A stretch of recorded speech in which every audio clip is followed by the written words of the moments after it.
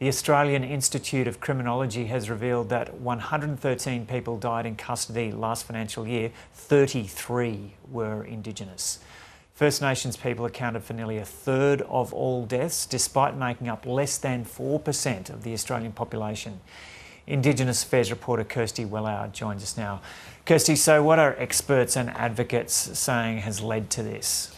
So we've heard a lot from experts and advocates over the last, 4 decades, and a lot today as well. And most of them are calling for the recommendations from the Royal Commission into Aboriginal Deaths in Custody that was handed down in 1991 to be implemented. There was a number of recommendations that were put forward in that report. It was a landmark report, and it looked at a number of deaths in custody during a period before 1991. And some of those were medical, ensuring that medical and mental health support was there, ensuring that there were prevention measures in place, hanging points were removed from cells, and we are seeing a lot of deaths today, and many of those 33 deaths recently have been from some of those recommendations that have been from some of those causes that, if implemented, could have potentially been prevented. So a lot of advocates are saying that that is something that they are calling for. They're also calling for more investment into community organisations, but they're also, at the end of the day, and what was mentioned back in that Royal Commission and during that report,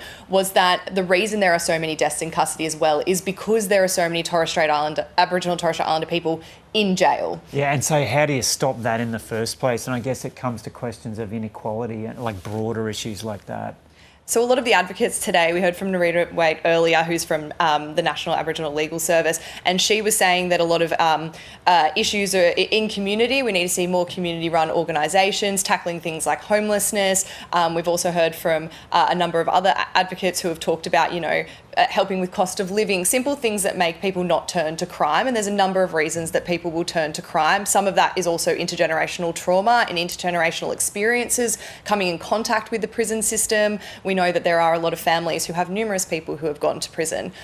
So a lot of those things will impact on generations, and they're really calling families, particularly the families of some of these 33 people, are calling for change, calling for urgent change. It's been 4 decades that more needs to be done, and we've heard from a number of politicians today as well calling out the federal government. The federal government, Prime Minister Anthony Albanese said that it was up to the states and territories to implement these recommendations, and he was urging them to. But we have also heard from lawyers and people like Senator Lydia Thorpe, who have said that the government does have the constitutional power to enforce states and territories to abide by the Closing the Gap agreement. It is one of the targets in the Closing the Gap agreement.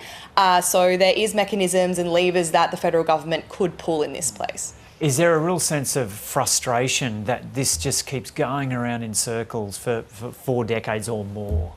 There is. It's really hard for an Indigenous family not to have been impacted by this. Most people know someone, or a family member or a relative or a friend of someone who's been in custody or who has died in custody. And we continue to see families go through the coronial inquest process, which is really heartbreaking and harrowing. They pretty much relive the way that their relative died in prison, which can be quite emotional. And a lot of those recommendations from those inquests are very similar to what was recommended in that Royal Commission in 1991. And that is frustrating and really saddening for families when they don't see institutional change happen whilst they continue to go through these really hard situations.